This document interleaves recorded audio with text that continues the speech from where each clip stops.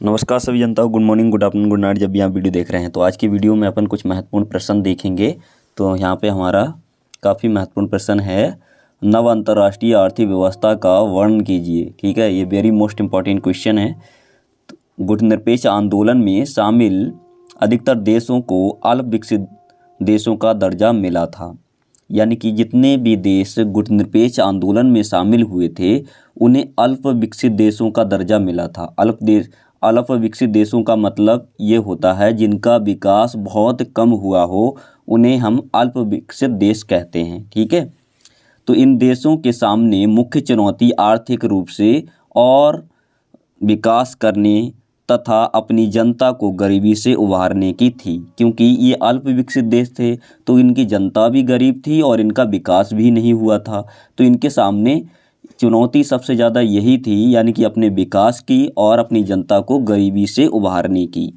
ठीक है, तो अगला पॉइंट है इसी में, नव स्वतंत्र देशों के लिए, यानी कि वे नव स्वतंत्र देश वो होते हैं जिनके लिए उस समय नई नई आज़ादी मिली थी। ठीक है, नव स्वतंत्र देशों के लिए आज़ादी के लिहाज से आर्थिक विकास महत्वपूर्ण था, यानी कि अपना आर्थिक रूप से विकास करना बहुत ही ज़्यादा आवश्यक था। ठीक है, टिकाऊ विकास के लिए कोई देश सही मायने में आज़ाद नहीं रह सकता, उसे धनी देशों पर निर्भर रहना पड़ता है। यानी कि अगर कोई अल्प विकसित देश है और जिसका विकास नहीं हुआ है तो उसे क्या दूसरे देशों के ऊपर धन के लिए निर्भर रहना पड़ता है। ठीक है, तो इनके सामने सबसे ज़्यादा आर्थिक विकास की चुनौती थी। ठीक है, तो अगला हमारा यहाँ पे प्रश्न है, काफ़ी ज़्यादा महत्वपूर्ण ये भी है, गुटनिरपेक्ष आंदोलन से आप क्या समझते हैं। ठीक है, तो गुटनिरपेक्ष आंदोलन के बारे में आपको बताना, या फिर इस तरह से क्वेश्चन होगा, गुटनिरपेक्ष की नीति को अपनाने से भारत को क्या लाभ हुए। ठीक है, तो भारत को कौन कौन से लाभ हुए इसके बारे में हम पढ़ते हैं। उत्तर यहाँ पे दिया है, भारत अंतर्राष्ट्रीय फैसले स्वतंत्र होकर के ले पाया। गुटनिरपेक्ष आंदोलन से भारत को लिए ये फ़ायदा हो गया कि वो अंतर्राष्ट्रीय जो फैसला लेता है वो स्वतंत्र होकर के ले पाता है। अगर हमें परमाणु बम बनाना है तो हमें किसी से पूछने की या किसी से अनुमति लेने की ज़रूरत नहीं होती है। ना अमेरिका, न ब्रिटेन, न फ्रांस, न चीन, न पाकिस्तान, किसी से पूछने की ज़रूरत नहीं होती है। तो गुटनिरपेक्ष आंदोलन से ये फ़ायदा हो गया और अपने हितों को ध्यान में रख कर फैसले ले सकता है। अगर हमें मान लीजिए परमाणु बम बनाने से फ़ायदा हो रहा है तो हम बनाएंगे, है ना। तो अंतर्राष्ट्रीय फैसले भी हम अपने आप ले सकते हैं, हमें किसी से पूछने की आवश्यकता नहीं होती है। दूसरा यहाँ पे अगला पॉइंट है, भारत हमेशा ऐसी स्थिति में रहा है अगर एक महाशक्ति उसके खिलाफ आए। मान लीजिए दो महाशक्तियाँ हैं विश्व में, एक अमेरिका और एक रूस है, यानी कि सोवियत संघ है। तो हम अगर एक महाशक्ति हमारे खिलाफ हो जाए तो भारत दूसरे की तरफ जा सकता है। ठीक है, अगर अमेरिका खिलाफ में आ जाए, महाशक्ति अमेरिका भारत के खिलाफ हो जाए तो सोवियत संघ यानी कि रूस उसका साथ देगा, और रूस अगर खिलाफ हो जाए तो अमेरिका भारत का साथ देता है। ठीक है, तो भारत हमेशा ऐसी स्थिति में रहा है कि एक महाशक्ति उसके साथ हमेशा रहती है पक्ष में। ठीक है, ऐसे में ना कोई भारत पर धौंस जमा सकता है और ना ही कोई उसे लेकर के बेफिक्र रह सकता है ना। और इसी में अगला पॉइंट है, भारत गुटनिरपेक्षता नीति अपनाकर दोबारा गुलाम होने से बचा, बल्कि अन्य देशों को भी बचाया। तो यहाँ पे लिखेंगे अन्य देशों को भी बचाया, यानी कि दूसरे देशों को भी गुलाम होने से बचा लिया। ठीक है, आई होप आप ये क्वेश्चन तो समझ गए होंगे। अब अगला क्वेश्चन देखेंगे, ये हमारा प्रश्न संख्या वैसे यहाँ पे 11 है। ठीक है, तो भारत और चीन के बीच विवाद के किन्हीं दो मुद्दों का उल्लेख कीजिए। यानी कि भारत और चीन के बीच विवाद क्यों है, किस बात को लेकर के है, तो विवाद वाले मुद्दे आपको बताने हैं। ठीक है, भारत और चीन के बीच विवाद के कोई दो मुद्दे। ठीक है, तो ये भी क्वेश्चन काफ़ी ज़्यादा महत्वपूर्ण है। चीन ने 1950 में तिब्बत पर अधिकार करने के बाद भारत से चीन के संबंध खराब हो गए। यानी कि 1950 में जो चीन ने तिब्बत के ऊपर क्या कर लिया, कब्जा कर लिया, अधिकार जमा लिया। पहले जो तिब्बत था एक स्वतंत्र देश हुआ करता था, 1950 में चीन ने इसे अपने कब्जे में कर लिया। उसके बाद क्या हुआ, भारत और चीन के संबंध खराब हो गए। चीन ने भारत चीन सीमा पर बस्तियां बनाने का भी प्रयास किया है। यानी कि जो भारत और चीन की सीमा है उस पर चीन ने क्या किया है, बस्तियां बना दी हैं, अपने लोगों को बसा दिया है वहाँ पे, जिससे क्या हो गया, संबंध खराब हो गए हैं। तो ये भी विवाद का एक मुद्दा हो गया। उसके बाद अरुणाचल प्रदेश के कुछ क्षेत्रों पर चीन अपना स्वामित्व का दावा करता है। यानी कि अरुणाचल जो प्रदेश है भारत का हिस्सा है, ठीक है, और वहाँ पर चीन भी अपना क्षेत्र बताता है, ठीक है, अपना स्वामित्व का दावा करता है कि हमारे हिस्से में है, मतलब कुछ चीन अरुणाचल का भाग आ रहा है, ठीक है। तो इस बात को लेकर के भी भारत और चीन में तनातनी रहती है, यानी कि ये भी विवाद वाला मुद्दा हो गया।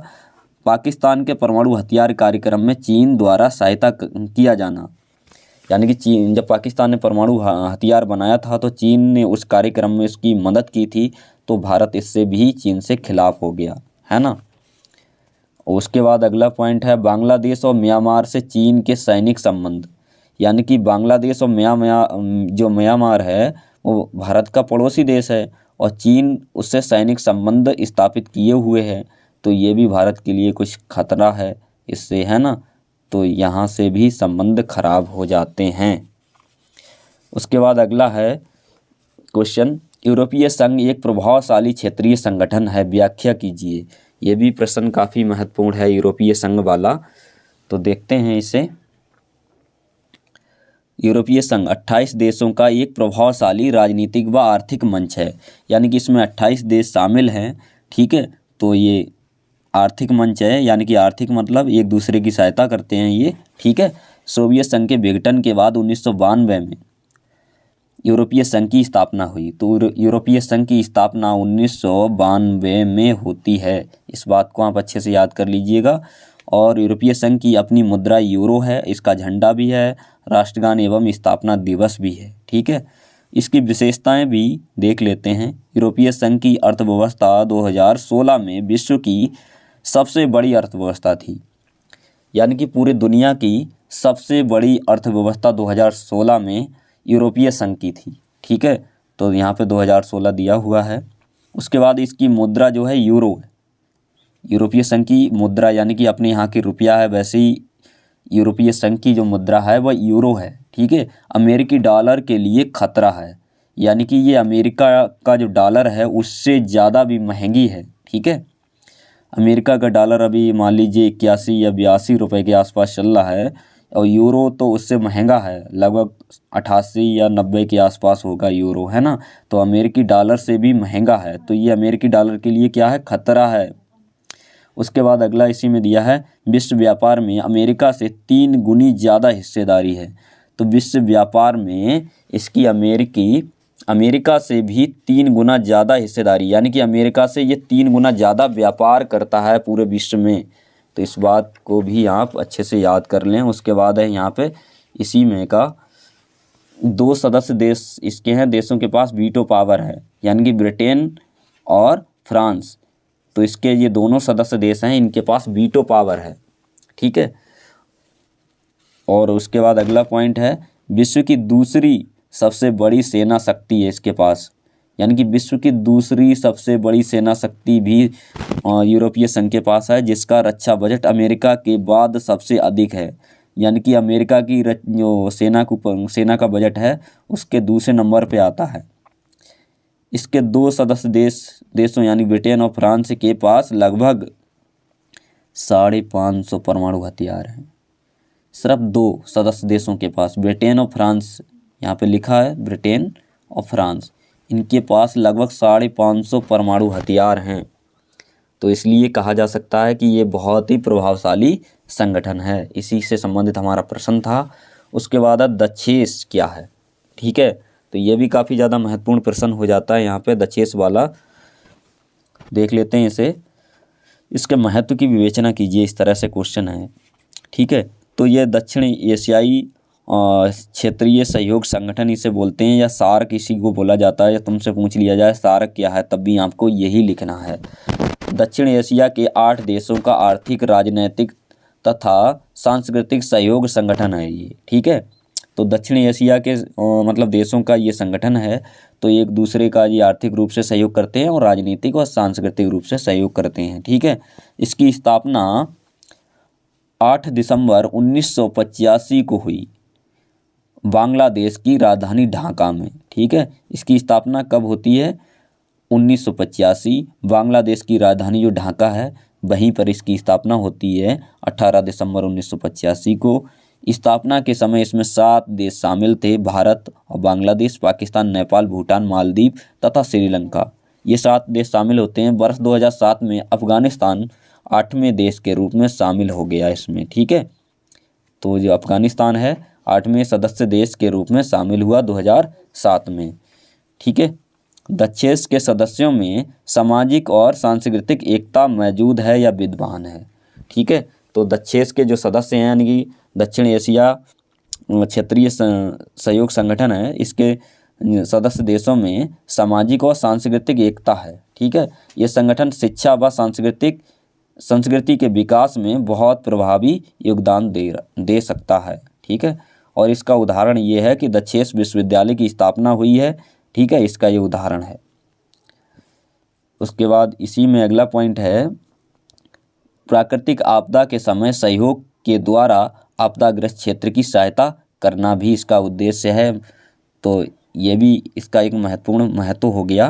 ठीक है, आपदा के समय मतलब इसमें जितने भी देश शामिल हैं, किसी पर आपत्ति है, कोई आपदा है, प्राकृतिक आपदा जैसे भूकंप, सुनामी वगैरह आ गई है, तो एक दूसरे की ये सहायता भी करते हैं। जैसे कि नेपाल में भूकंप त्रासदी के समय भारत द्वारा प्रदान की गई सहायता इसका एक प्रत्यक्ष उदाहरण है। जब नेपाल में भूकंप आया था तो उस समय बहुत ज़्यादा वहाँ की अर्थव्यवस्था चौपट हो गई थी, तो उस समय भारत ने उसका सहयोग किया था, सहायता की थी। तो ये इसी का उदाहरण है, संगठन के तौर पर ही भारत ने उसकी सहायता की थी। ये भी प्रश्न हमारा काफ़ी ज़्यादा महत्वपूर्ण है। नाभिकीय अप्रसार संधि NPT पर संक्षिप्त टिप्पणी लिखिए।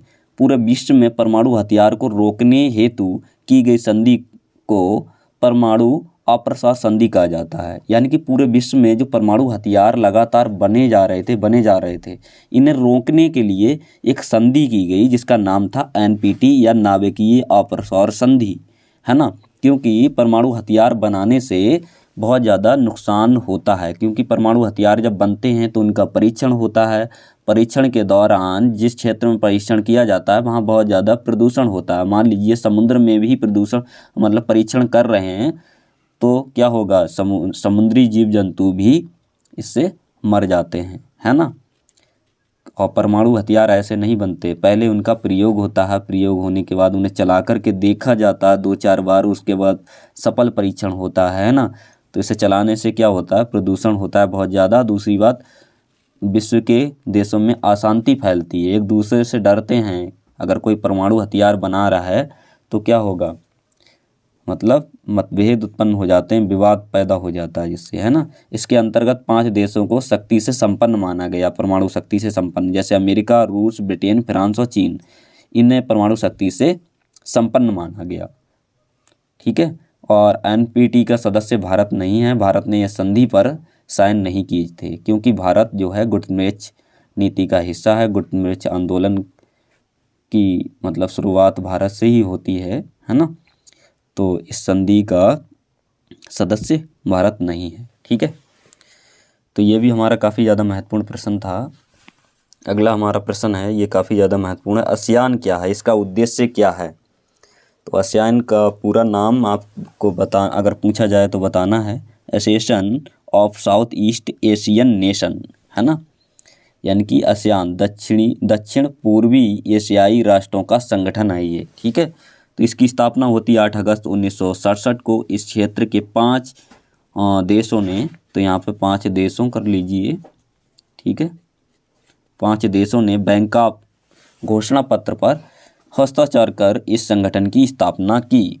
हस्ताक्षर करने वाले 5 देश ये थे, इंडोनेशिया, मलेशिया और फिलीपींस और सिंगापुर और थाईलैंड। ठीक है, अब इसके सदस्यों की संख्या 10 हो गई है क्योंकि बाद में कुछ देश शामिल हो गए हैं। तो बाद में शामिल होने वाले देश हैं ब्रुनेई और दारुसलाम और है लाओस, लाओस के बाद है वियतनाम, म्यांमार और कंबोडिया। ठीक है, मुख्यालय जकार्ता में है। ठीक है, तो इसका मुख्यालय कहाँ है? जकार्ता में। आसियान के उद्देश्य, तो इसके उद्देश्य हैं दक्षिण पूर्वी एशिया में आर्थिक विकास व आपसी सहयोग को बढ़ावा देना। आर्थिक विकास का मतलब होता है धन से संबंधित विकास, यानी कि जितने भी देश शामिल हैं, अगर किसी को धन की आवश्यकता पड़ती है तो इनमें से एक दूसरे की मदद करते हैं, आपसी सहयोग को बढ़ावा देते हैं। इस क्षेत्र में सामाजिक व सांस्कृतिक विकास को भी बढ़ावा देते हैं ये लोग। ठीक है, टकराव की जगह बातचीत का मार्ग अपनाना। अगर किसी में लड़ाई झगड़ा टकराव हो रहा है तो बातचीत करके उस मसले को मतलब शांत कर दिया जाता है। ठीक है, तो आई होप आपको ये सारे क्वेश्चन समझ में आए होंगे, और वीडियो अच्छा लगा तो लाइक शेयर सब्सक्राइब जरूर करें, अपने दोस्तों के साथ शेयर करना ना भूलें। Thanks watching for video.